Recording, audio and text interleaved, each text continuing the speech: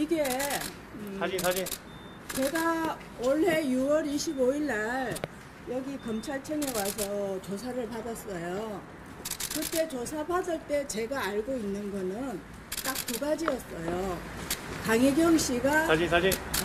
2022년 6월 1일 보궐선거에 회계보고를 했는데 영수증 몇 개가 미비한데 자기는 다 영수증을 보강을 했는데 선관위가 자기를 믿게 받았고 계속 문제를 삼는다 라는 거 하나 하고, 제가 이제 선거할 때 후원금은 많이 들어올 텐데 이제 후원금 넣을 때까지 한 3천만 원 내가 어디서 만들어야 되겠다. 그때 이제 제가 동생한테 빌릴 수도 있고 주변 사람한테 빌릴 수도 있는데, 강혜경 씨가 그때는 이제 강혜경 씨가 미래한국연구소 부소장이었어요.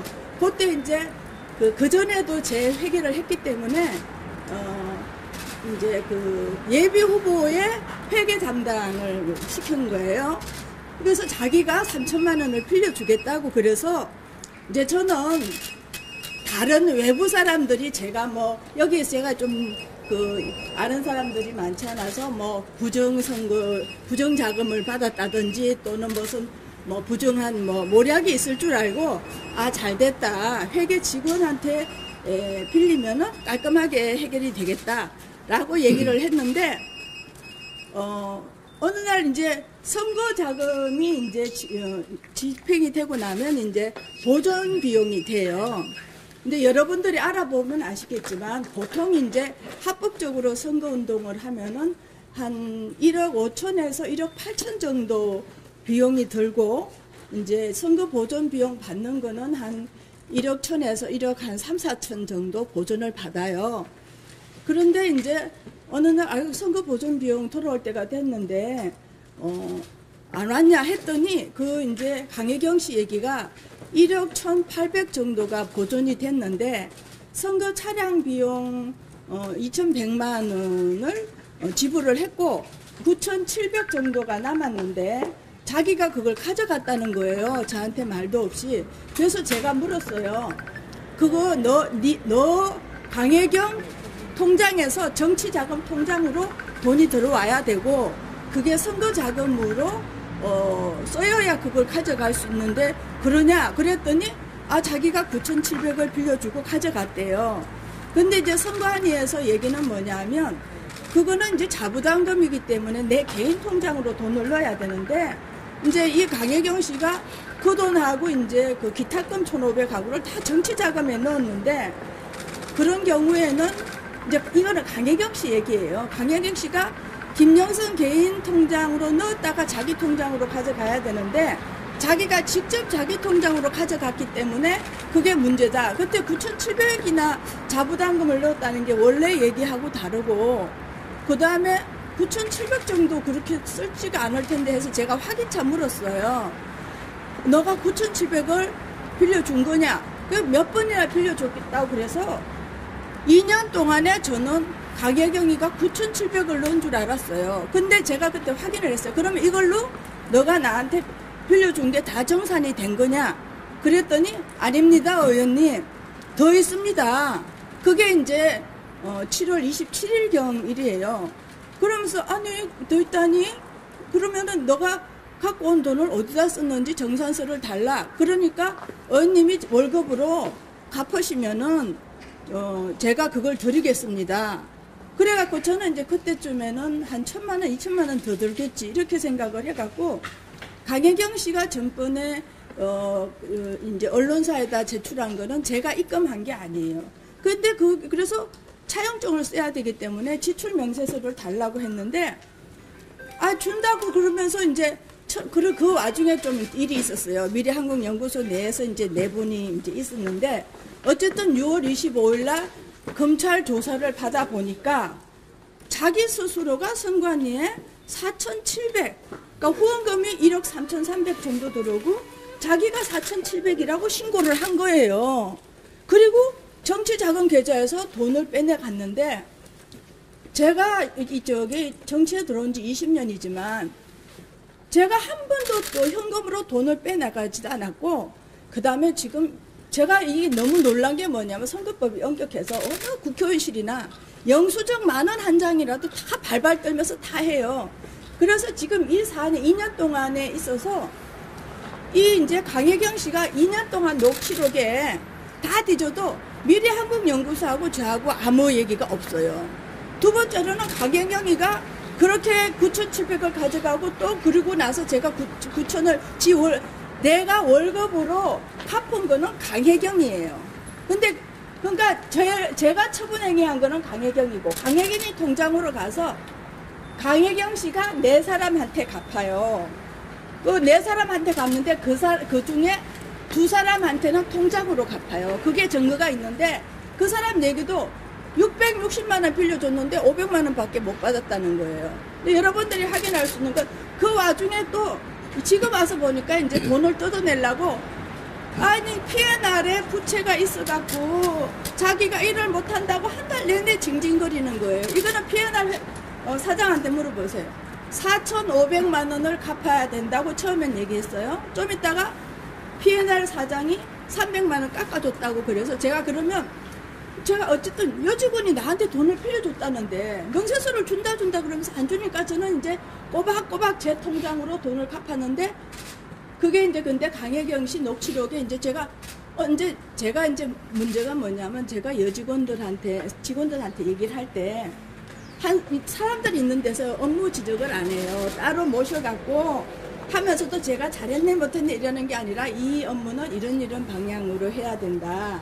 이렇게 얘기를 하는데 여직원이 채무 액수를 그거에 어디다 썼다는 걸 해줘야 이 차용증을 쓰는데 지금 와서 보니까 그게 의도적인 거예요. 그래서 4,200을 빌려줬는데 지금 P&R 사장 쪽에서 나오는 얘기는 한 2천만 원을 팔렸다네. 그것도 이제 사기를 친 거예요. 그것도 제가 고발을 했어요. 그리고 이 여직원이 영수증 때문에 2022년 영수증 때문에 조사를 받는데 6월 25일 날 조사받고 나니까 7월 초에 성관이가 문자가 왔어요. 2023년에 1억 2천 정도가 후원금이 써있는데 영수증을 1억 원을 갖다가 영수증을 안 냈다는 거예요. 그리고 지금 그러면서 그런데도 그때도 내가 아니 나한테 너무너무 잘해갖고 막판에는 보좌관으로까지 올려줬어요. 그리고 그 무슨 이렇게 사진 찍는 사이트에 보면 그 여직원이 막 나한테 잘하는 하던가 있는데 아니 그러니까 근데 저도 그렇고 직원들도 그렇고 영수증을 다 갖다 줬어요. 근데 그럼 이제 선관위에서 조사를 받다 보니까 안 낸 게 비행기 값, 기차 값, 플랜카드 값. 사람들 얘기가 그게 30분이면 인터넷에서 영수증을 뗄 수 있는 그런 거라는 거예요.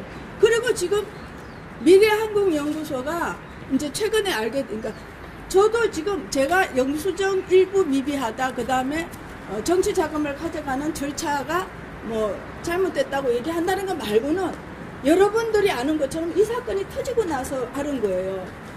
미래한국연구소가 2022년 6월 1일 제가 보궐선거 당선되고 나서는 사업을 접었다는 거예요. 근데 법제사법위원회에서 강혜경 씨 얘기가 6천만 원은 선거보존비용에서 가져가고 6천만 원은 미래한국연구소 공보물에서 6천만 원을 가져갔다는데 오마이뉴스에서 알아낸 거는 2천 얼마잖아요. 그러니까 그 6천만 원은 그 강혜경 씨가 어떻게 마련했는지 제가 알지를 못해요 지금. 왜냐하면 5월 30일 날 제가 임기가 끝나고 나서는 이사를 했다는데 어디 이사했는지 자료를 싹 들고 가갖고 그 다음에 정치자금 회계 보내달라고 했더니 9월 2일에야 파일로 보냈는데 그 돈을 나갈 때는 저한테 다 결제를 맡아야 되는데 해준다 그러고 그러니까 2022년에 어떻게 됐냐면 보자 그랬는데 이제 그때 막 여러 가지가 바쁜데 냈다고 보다 어머님 냈기 때문에 다 끝났습니다 이러고 안 주는 거예요. 그러면서 의창구 선관위도 문제가 있는 게 2022년에 조사받으면서 저한테 혐의 사실을 얘기를 했으면 그거는 그게 아니다 이렇게 얘기를 했을 거예요. 그런데 혐의 사실을 얘기를 안 하는 거예요. 예를 들면 저기 이제 여기 이 물건 이거를 누가 훔쳤다. 이게 이 기자님 거다. 그렇다. 누군가 이걸 가져갔다. 안 오냐? 가져갔다.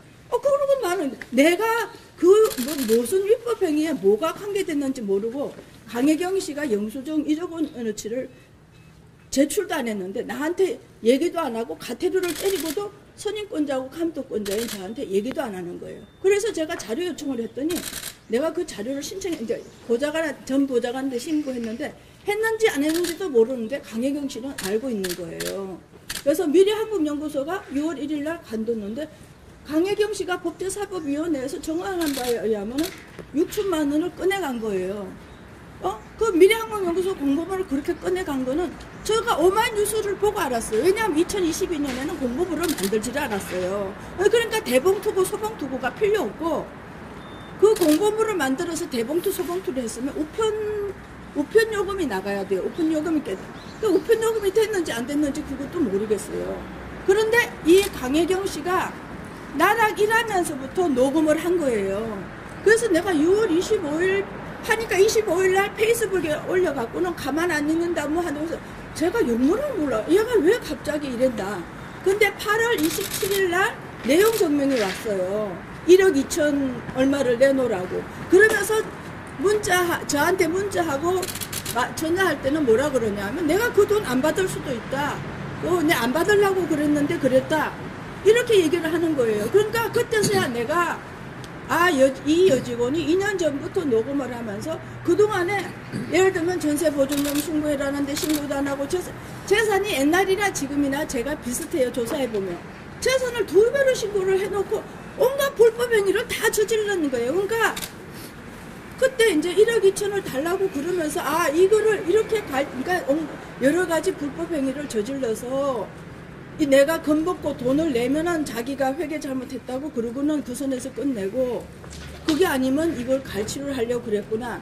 그런데 이제 최근에 이제 운영위원 나갈 때쯤 되니까 그때서 이제 나온 얘기가 뭐냐 하면 뭐 윤석열 대통령 때 뭐 여론조사 얼마다 저는 신문 보고 알았어요. 그러니까 그런 돈을 그러니까 그 여직원이 나한테 보낸 문자에 6급, 5급이 무슨 직업이냐, 뭐 내가 개자비를 다 했다면서 개자비를 했다는 게 뭐냐 하면 회계, 그 다음에 의정보고서 만들고, 의정보고서는 서울에 있는 보좌관 팀들이 다 만들었어요. 여기서 프린트 좀 찍고 수정하고 한 것밖에 없는데, 그러니까 대선 여론조사가 얼마가 됐다. 이거는 제가 최근에 여러분들과 같이 여러분들이 낸 기사를 보고 알은 거예요. 그리고 그래서 근데 제가 아무 자료가 없는 거예요. 저의 가장 강력한 변호는 뭐냐? 강혜경이의 녹취록이에요. 여러분들이 보셨지만 강혜경이가 나한테 이제 함정 팔라고 얘기하잖아요. 그 대선 때 무슨 공천, 나랑 그거 상관이 없다. 지금 예를 들면 여러 여론조사 기관들이 있어요. 그런데 그 여론조사 기관들이 막 여론을 조사를 했잖아요. 그러면 보니까 대통령실에서 정기 여론조사는 안 한다지만 여론조사를 하는 데가 있는 것 같아요. 그러면 그 여론조사 무슨 갑돌이나 얼돌이 여론조사 중에 지금 용산에서 여론조사를 일부 받았다 그러면 그 사람들은 대선 대가로 그 여론조사를 받은 거예요.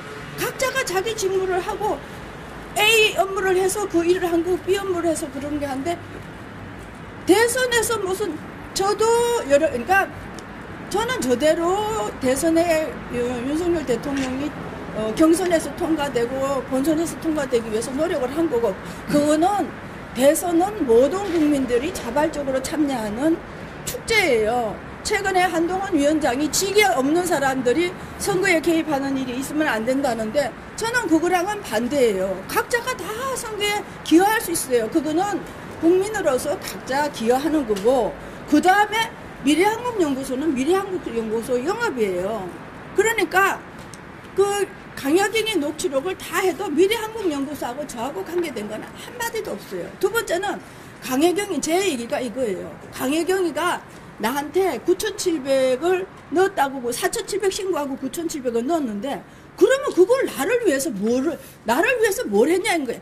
어떤 변호사님은 그러면 불법 선거든 안 하던 나를 위해서 뭐 했냐 이거예요. 그 다음에 강혜경 씨가 나보고 월급으로 자기가 넣은 게 있으니까 넣어라 라고 해서 강혜경 씨한테 줬고 강혜경 씨가 4명한테 준 거예요. 그러면 그 9천만 원을 나를 위해서 뭐 했냐 이거. 절대로 강혜경 씨가 그 얘기 아니에요. 그 강혜경 씨가 근데 교묘한 게 당신이 공익 제보자입니까? 아직 아닙니다. 김영선이한테 뭐 그거를 줬습니까? 이거 지금 뭐 영수증 때문에 조사받죠. 받는다 안 받는다 얘기 안 합니다. 어물어물하다가 검찰에서 수사 중입니다. 남의 얘기하듯이 해요. 아주 교묘하게 예 그지. 예를 들면은 하도 안 만나주니까 뭐 자료라도 받고 뭐 하려고 진영에 있는 남편 사무실에 갔는데 진영 우체국에 가보세요. 위에 작업장인데 옆에 조만한 사무실이 있는데 거기 10분인가 앉아 있었어요. 강혜경은 그 자리에 있지도 않았어요. 포근을 하고 자기 뭐 명예훼손했다고 진영 파출소에 예, 신고를 한 거예요. 그리고 미래한국연구소 미래한국연구소가 폐업했는데 미래한국연구소에서 돈이 들어와요. 정치 계좌에 제 정치 계좌에 또 미래한국연구소로 돈이 나가요. 그리고 제가 알기로는 그 미래한국연구소도 뒤늦게 영수증을 이렇게 조작해서 발급을 한 거를 의심을 하는데 제가 확정은 못했어요. 그래서 지금 저도 제가 증거가 없고 강혜경 씨가 얘기한 거예요. 강혜경 씨가 스픽스에서 얘기한 거는 이렇게 얘기를 해요. 대선 때 돈을 빌려요. 누구한테? 향후에 지방선거에 나갈지도 모르는 사람한테 돈을 융통했다고 본인이 얘기를 해요.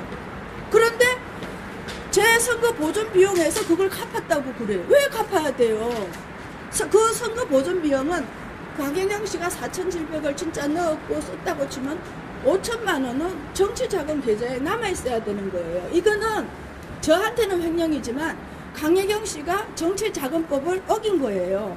그러니까 이 강혜경 씨는 대한민국 역사상 정치자금법의 그 위반이라는 거는 다 섭렵을 한 거예요. 그거는 저랑은 상관없어요. 그건 공법 위반이에요. 그렇기 때문에 더불어민주당이 강혜경 씨를 공익제보자로 하면은 그거는 공익제보에 대한 모욕이고 더불어 조작당이 되는 거예요. 제2의 김대엽이를 만들어 갖고 대선 불복 운동을 지금 하는 거예요. 지금 이제 문제가 되고 있는 것, 의혹을 많이 받고 있는 게 사실 명태균 씨와 대통령의 통화 녹음 육성 공개 파일 있지 않습니까? 그런 거에도 의원님 이름도 나오고 또 명태균 씨가 의원님과 통화하면서 사실 좀 말씀드리기 죄송합니다. 호통 아닌 호통 같은 내용들 이런 것들이 공개가 됐는데 어떻게 생각하십니까? 저는 뭐 최근에 이제 명태균 씨가 사석에서 윤석열 대통령님이나 여사님한테 막 이렇게 호칭도 없이 얘기하는 거 그거에 대한 사실은 제가 좀 충격을 받았어요. 저는 대통령님이나 여사님한테 공손한 것처럼 명태균한테 공손했고요. 강혜경이한테도 공손했어요. 그리고 어느 민원인 중에 성격이 급한 분이나 이런 분들도 그분들의 본래 취지가 뭐를 말하려고 하느냐. 저는 모든 사람이 외국어를 한다고 생각을 해요. 왜냐하면 각자가 생각하는 그 방식이나 접근 방식이나 살아온 환경이 다르기 때문에 민원인들이나 누구 말을 들을 때나 저 사람은 외국어를 얘기한다. 내가 그 외국어를 이해해야 된다고 생각을 하기 때문에 그 강혜경 씨 녹취록을 한번 수사관들한테 물어봐요. 제가 강혜경 씨한테 전화하면서도 명태균이한테 공손하게 하는 것처럼 그리고 제 주변 사람들한테 다 물어봐요. 명태균이한테 끝까지 그 얘기를 듣고 명태균 씨가 저한테 한 거는 그런 여러분들이 보는 좀 자기 말을 자르고 자기 말에 동의를 안 하면 흥분해가지고 억압하는 그런 정도지 뭐 이렇게 험한 욕설 그런 거는 듣고 있지도 않아요. 죄송하지만 그러면 네. 그 명태균 씨가 공천을 김영선 의원님께서 전 의원님께서 그때 당시에 받으실 때 보궐선거에서 받으실 때 어떤 역할을 했다고 생각하십니까? 대통령과 김기현 여사와 함께? 그러니까 이제 대선 때 저는 제가 이제 활동한 거는 기존에 제가 알고 있던 이제 분들을 만나서 얘기를 하는 거고 명태균 씨는 명태균 씨대로 따로 했기 때문에 사실은 활동을 많이 안 했어요. 가끔 이제 행사장에서 만나고 이제 이런 거는 했는데 자기가 이제 뭐 그러니까 이제 평판이라는 거에 이제 또 그분이 이제 말씀을 잘하니까 그리고 이제 나름대로 이제 활동을 했다고 그러니까 일부는 알지만 전체도 저도 명태균 씨가 지금 뭐 대충 다 나오는 그거를 저도 이제 전해서 듣고 알고 있는 거고 자기가 나를 도왔다 그러니까 그냥 보통의 이제 주변 그러니까 선거를 하게 되면 많은 사람들의 도움을 받아요. 그러니까 대통령은 한 번이 당선되잖아요. 근데 이제 명태균 씨처럼 자기가 평생 가지고 있는 인적 네트워크나 노하우를 가지고 돕는 사람들이 1000명, 2000명이 돼요. 근데 각자 입장에서는 한 명의 대통령들이 당선되니까 각자 입장으로 보면 2000명 내지 3000명의 대통령이 당선되는 거예요. 그러니까 저도 또 국회의원이 되면 그러니까 국면마다 어떤 영역마다 조금씩 이제 도와주시는 그런 게 있기 때문에 이제 그런 부분으로 도움을 줬다고 생각을 하고 이제 저한테 이제 우호적인 얘기를 하기를 바라고 그런 부분에서는 고맙게 생각을 하는데 구체적으로는 이제 저한테 얘기한 바는 없어요. 의원님께서 혹시 김건희 여사에게 부탁을 좀 해달라고 부탁을 하신 적이 있으십니까? 그런 건 없어요. 그러면 왜냐하면 네, 그리고 지금 정치적 제가 이제 이회창 총재님 대선 운동이나 이제 그게 이제 그 박근혜 대통령 대선 운동에서도 가까이 가고 있는데요. 공천은 막바지, 그러니까 이제 제 입으로 뭐 내가 공천 될 것 같다, 뭐 이런 얘기를 나에 관해서나 남에 관해서나 평생 해본 적이 없어요. 왜냐하면 공천은 막바지로 가게 되면 이제 집합적인 여러 가지가 돼서 예측 불가능이 돼요. 총재님도 예측하지 못하고 막판에 총재님도 여러 가지 사정 때문에 밀려서 다른 결정을 하는 그런 경우가 종종 있어요. 내가 그런 상황을 알기 때문에 불가피한 여러 가지 상황이 각자 입장에서는 컨트롤할 수 없는 그런 상황이 되기 때문에 제가 그런 거는 한 적이 없어요. 그러면 대통령께서 당선되시고 이제 5월 9일날 취임하시기 전날 그날 그 전으로 취임하시기 전날까지 혹시 관련해서 대통령님이나 아니면 그 김건희 여사께 연락을 받으신 게 있나요? 통화하신 적 있으시죠? 명태균 씨랑 이제 김건희 여사랑 소통을 많이 했던 걸로 알고 있는데 그거에 대해서 좀 어떻게 생각하세요? 저는 그러니까 어떻게 결정하느냐 하는 거는 이제 각자 당사자들이 각 지위에 맞게끔 법에 따라서 적정하게 해야 되는데 정치인들은 끝까지 들어야 된다고 생각을 해요.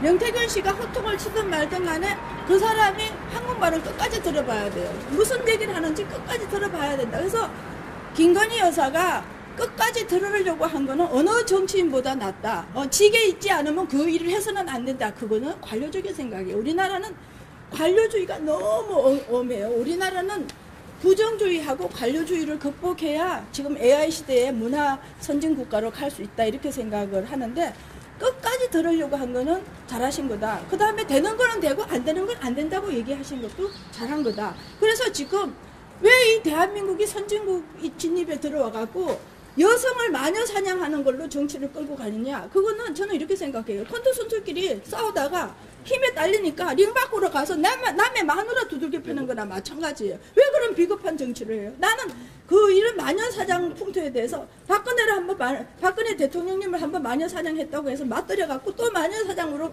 정치를 끌고 나가는 거는 자신들의 무능함과 비겁한 말 얘기하는 거다. 그렇게 생각을 해요. 아주 그 부분에 대해서는 분노합니다. 예. 그럼 일반인이 그 정치적인 내용을 대통령 부부에게 이야기를 해도 괜찮다는 그렇죠. 말씀이신가요? 그게 민주주의예요. 근데 이제 각 직에 있는 사람들이 체계에 따라서 법에 따라서 적정성에 따라서 했느냐 안 했느냐 그거는 평가할 수 있는 거죠. 예. 그거는 당연히 정말 권해야 되고 지나가면서 큰 소리 치는 사람이나 남노한 옷을 입은 사람이나 똑같은 정치적인 견해의 발언권을 줘야 돼요. 단지 시간상 상황상 제약을 하는 것뿐이지 자 말할 수 있는 데까지 충분히 얘기를 들어줘야 되는데 이 정치 상황이 그렇게 돼 있지도 않아요. 저는 그래서 사실은 이 경남이 정치적으로 후진국이에요. 총선이 되나 대선이 되나 공약상 하나 걸리는 거 없고 제가 막 노력한 건 뭐냐면 윤석열 대통령님이 이 창원에 와서 그린벨트 풀어줬다고 기사에 났어요. 그린벨트 풀어달라고 막 쫓아다니고 국가산단은 경남이 2개를 신청했는데 김해가 농지 가운데 있는 걸 신청을 했어요. 그래서 제가 경남은 이거 하나뿐이다. 국가산단 원래 예정이 없었어요. 그러니까 명태균이가 기여한 건 뭐냐면 제가 몰랐어요. 그 국가산단 선정한다는 거. 근데 어디 명태균 씨가 어디서 뒤지는지 막 자료를 그 다음에 정치에 관해서는 빠삭하게 기억을 하고 있는 거예요. 그러니까 무슨 얘기를 하면은 그 친구는 다 기억을 하고 있고 나는 막 내 하는 일에 바빠갖고 군데군데 생각하고 있으니까 이제 말빨이 센 건데 그 국가산단을 갖고 와서 해야 된다라는 거 하고 이제 제가 기여한 거는 원래 그러니까 이제 창원시하고 경남이 그 부분에 대해서 적극적인 의지를 갖고 있지 않을 때 적극적으로 의지를 가지라는 거하고, 원래는 이제 창원시가 창원대 뒤쪽에 몇몇 평을 이제 하려고 했는데, 내가 그거는 연구하는 사람이 편할지는 모르지만 창원이나 경남의 확산성이 적다. 게다가 이제 대통령께서 이제 그린벨트 풀겠다 그러고 안 푸니까, 원래 저쪽에 북면 쪽에 그린벨트 풀어야 된다, 풀고 산업단지 만들어야 된다는 게 제가 여기 일하기 전에부터 있었기 때문에 북면에도 해라 이렇게 한 거고, 대산면은 거기가 교통요지인데 농지로 묶여갖고 발전이 없어요. 앞으로 그 진해신항이 엄청 발전할 텐데 거기를 물류단지로, 해외 물류단지로 하고 싶어서 대산면을 넣으려고 엄청, 그래서 제가 이제 기여한 거는 거기 이제 국토부에다가 대산면 넣어달라고 부탁해갖고 거기에 실사를 2번 나오게 한 거. 그 다음에 이제 명태균 씨가 이제 그게 막 저기 진전이 잘 안 되니까 국회의원들한테 좀 그 동의서를, 경남은 이거 하나뿐이니까 동의서를 받는 게 좋겠다, 그 아이디어는 줬어요. 그러니까 명태균 씨가 가끔 그래도 끝까지 들어보는 게 그런 정보를 갖다 준다든지 그런 아이디어를 갖다 준다든지, 그거는 이제 내가 고맙게 생각하고, 저나 대통령이나 또 정치인들하고 명태균 씨하고는 달라요. 명태균 씨는 일반 시민이에요. 예? 우리가 통상적으로 하는 거하고 그분은 해야 되는 의무가 없는데도 한 거기 때문에 제가 누구한테나 존경하듯이 그분 말을 끝까지 들어주는 거예요. 그리고 저도 아닌 건 아니다, 인 거는 이다, 이제 그렇게 얘기를 하는 거예요.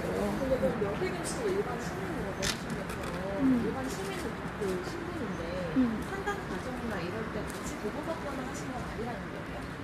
창원 상단 선정 과정. 창원 상단을 내가 이제 굉장히 자주 내려오는데 창원 상단 때문에 보고받은 거는 한 번인가 그래요. 같이 보고받으신 아니 내가 보고받은 것 자체가 실제로 한 번인가, 왜냐하면 나도 바쁘고 거기도 바쁘고, 그러니까 기본적으로 창원시가 추진을 하고 경남도가 하는 건데, 이제 초반부에 거기에 이제 제가 창원대 뒤만 해갖고는 확산 효과가 적다, 이거를 이제 북면까지, 그리고 이제 욕심을 내서 대산면까지 해달라고 요구를 할 때 했는데, 그때 이제 와서 이제 저는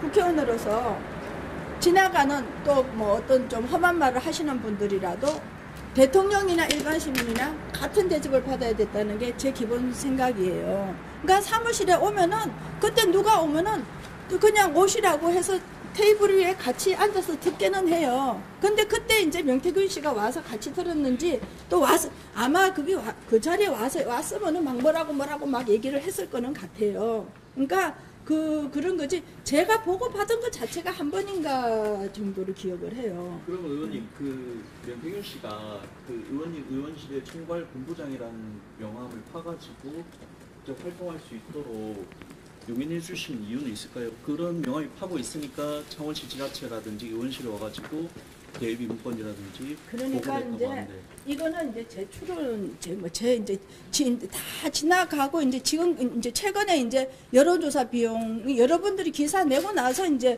여론조사 비용이 그만큼 들어갔고, 자기네들끼리 그 여론조사 비용에 대해서 뭘 확보해야 된다고 알았는데, 지금 출원해 보면 이제 강혜경 씨가 나한테 보낸 문자에 사과 보급이 별 거냐, 내가 원래 그 사과 보급 안 하려고 그랬다, 이렇게 얘기하는데, 이제 강혜경 씨 생각은 녹음하면서부터 이제 정치인 김영선님 뭔가 빌미가 있으니까 빌미가 있을 테니까 그걸 가지고 받아내야 되겠다고 생각을 해서, 그리고 계속 강혜경 씨가 뭐냐면 명태균 씨의 지시를 받았다는 거예요. 그래서 내가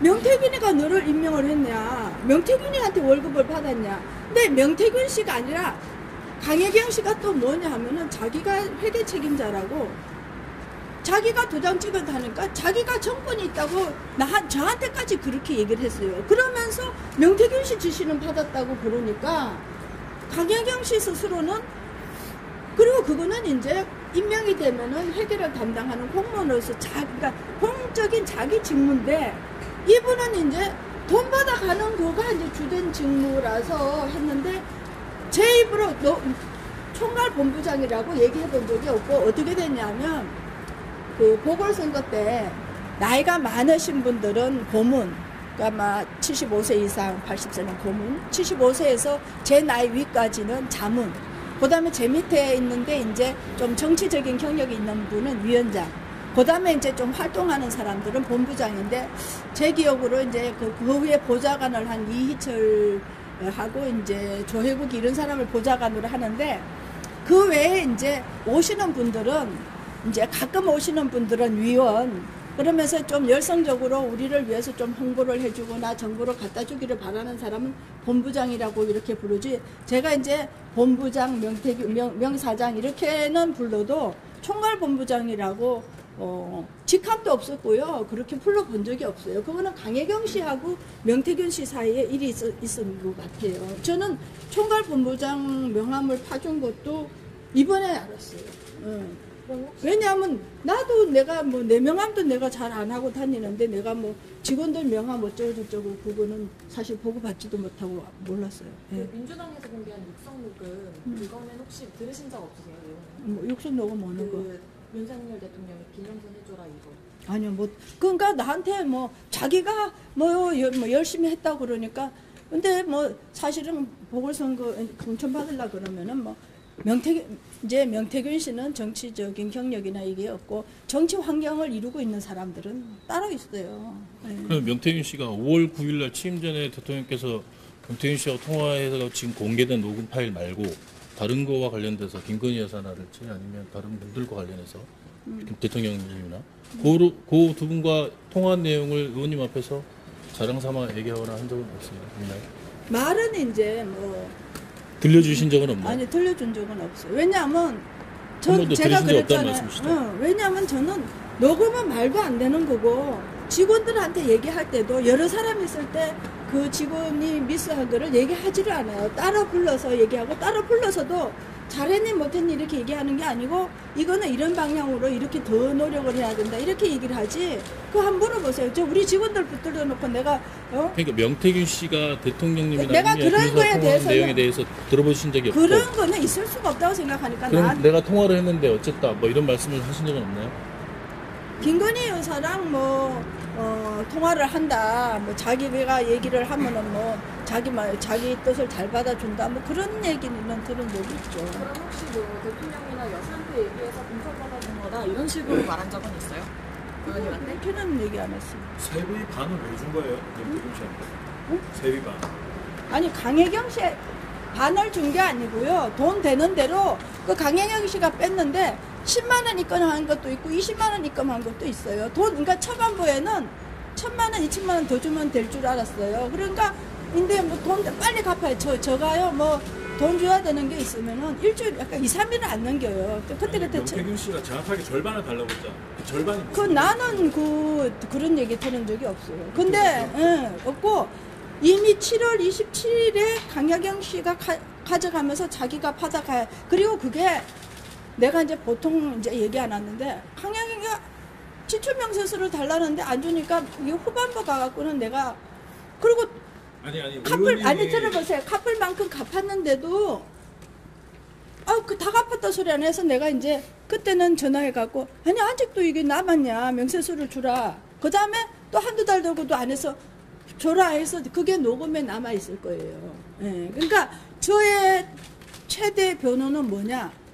강혜경의 녹취록이 제 최대 변호인이에요. 근데 그 녹취록에 덕을 봤다라고는 왜 말씀하신 거예요? 그거는 이제 기본적으로 명태균 씨 같은 일반 국민이 대통령 선거에 여러 가지 도움을 줬으니까 그걸 덕을 받고 그 다음에 이제 그분이 말씀을 잘하니까 우리가 이제 그 정치인이 비판받기는 쉽고 또 뭐 하기 어려운 누구한테나 제가 고맙게 우리 사무실에 온 모든 사람들한테는 다 덕을 보는 거예요. 명확하게는 대통령 선거에서 도움을 줬다는 게 아니라 2022년 보궐선거에서 의원님께 뭐 다른 분들과 하고 마찬가지로 일반적으로 우리 사무실에 오는 것만 하더라도 저는 정치적인 그 관심이나 기여가 많기 때문에 저희 사무실에 오는 사람들은 다 제가 덕본 사람들이에요. 많이. 명태균 씨가 영부인한테 계속 의원님 이름 거론하면서 이야기를 했잖아요. 공천 관련해서. 그거가 문제가 된다고는 생각 안 하셨을까요? 그거는 예를 들면은, 그거가 왜 문제가 돼요? 결국에는, 근데 이제 보세요. 명태균 씨가 그런 얘기 하는 거는 국민 누구나 할 수 있는 일이에요. 근데 과연, 그러면 과연 여사님이. 국민 누구나 통화를 직접 할 수 있는 건 아니잖아요. 아니, 그거는 이제 전화 받는 사람의 이제 취사 선택의 문제지만은 누구나 그런 얘기를 할 수 있는 게 민주주의예요. 심한 얘기도. 아니, 국방 외교 정책에 관해서 국방 특보 외교 장관만 얘기할 수 있다는 거야말로 관치에 물들은 생각이에요. 무슨 얘기도 할 수 있어요. 근데 이제 그러면 과연 그 시스템이 그렇게 진행될 수 있는, 예를 들면 내가 무슨 했다고 하더라도 제가 공천의 피해자예요. 공천의 피해자. 공천 권한을 갖거나 공천 권한에 접근할 수 있는 위치에 있지가 않다고요. 제가 어떻게 피해자냐?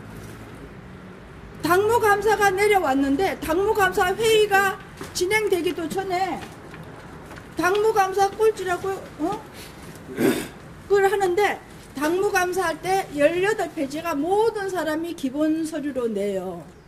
그런데 저한테 온 당무감사가 충북 도당에 있는 박병모식인데 기본 자료만 가져가고 보충 자료를 안 가져가요. 근데 얘기 들어봤더니 그때 당시에 사무총장이 이철규 총장인데 이철규 총장도 한 무더기에 갖다 내고 다른 의원들도 다 한 무더기에 갖다 냈는데 제가 듣기로는 나중에 당무감사의 하위 제가 10% 왜 10%인 줄 알아요? 당무감사에 18페이지밖에 안 내, 모든 사람이 내는 기본 자료 18페이지밖에 안 가져가고 저희가 낸 자료, 그 다음에 추가로 제가 신의진 당무감사위원한테 이만큼 갖다 냈어요. 그런데 어느 당무감사위원이 그거 못 받는다고 얘기를 해놓고 나중에 어느 국회의원들이 내는 그 당무감사 18페이지밖에 안 냈다는 게 하위 10%의 근거예요. 지금 그 말씀은 2024년 선거를 말씀하시는 거예요? 그러니까 22대 국회 선거 말씀하시는 거죠? 2024. 그러니까 제가 무슨 전화 연구인님이 무슨 공천심사 시스템의 권한을 갖고 있거나 뭐 그거에 관해서 무슨 뭐 영향을 미칠 수 있는 지위에 있으면 되는데, 그리고 제가 이제 저도 이제 잘 몰라요. 2024년에 저는 이제 보니까 기자분들이 주는 걸로 보면은 이제 이제 한동훈 위원장 오면서부터 이제 그 용산하고 이제 당하고는 완전히 그때부터 적대적인 관계인 것 같더라고요. 예비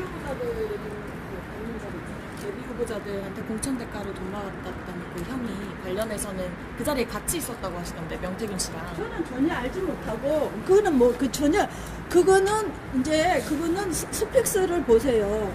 강혜경이가 이렇게 얘기를 해요. 대선 때 그때는 뭐 지방선거 나간다 안 나간다가 정해지지도 않았어요. 누가 대통령이 되는지도 정해지지 않는데 그때 융통을 했다고 얘기를 해요. 그리고 보존비용 등에서 갚았다고 그래요.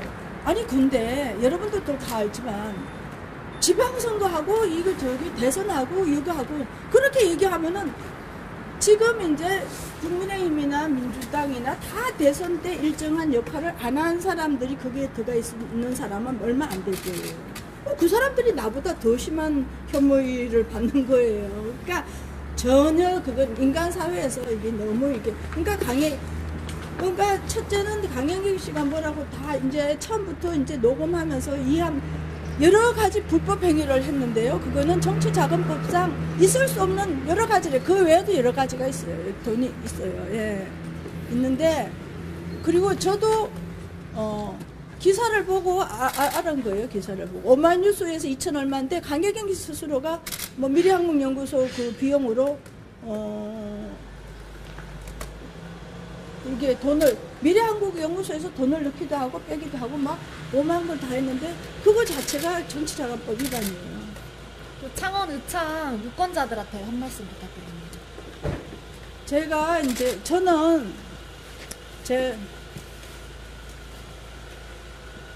제가 국회에 들어오기도 전에 YMCA에서도 한 10년간 무료 상담도 하고 아무도 시민단체에 도와주려고 안 할 때, 거기 이제 경실련도 하고 참여연대도 하고 그랬어요. 그리고 이제 전세 그 보호법, 뭐 그것도 이제 전세 보호법도 이제 YMCA 있을 때 했고, 공정거래법에 관해서도 제가 앞장서서 여러 가지를 했는데, 이 경남이 선거 때마다 아무런 그 공약도 받지도 못하고 국책사업도 받지도 못하고, 그리고 저 딴에는 이제 여기서 경남의 사람들을 모시고 키운다라고 생각을 해서 경남에 와서 했는데, 사실은 이제 강혜경 씨나 이런 분들을 뭐 단순히 직원으로 생각한 게 아니라 경남의 인재로 생각한다고, 키운다고 생각을 했기 때문에 명태균 씨한테 제가 정중하게 항상 제가 갖고 있는 자세에 맞춰서 한 것처럼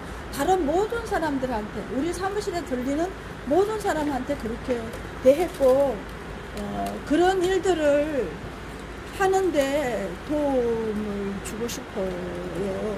그리고 저는 우리 국민의힘에는 이제는 국민 중심의 당으로 바뀌어야 돼요.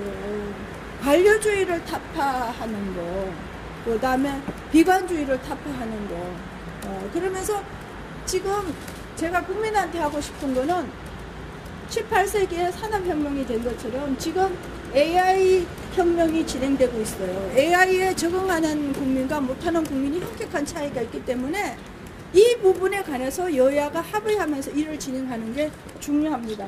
스픽스는 말하는 언론입니다. 대세는 유튜브, 그중에서 스픽스. 좋아요, 댓글, 구독, 알림 설정. 여러분이 저희를 사랑해 주시고 우리가 여러분을 사랑하는 4가지 방법입니다.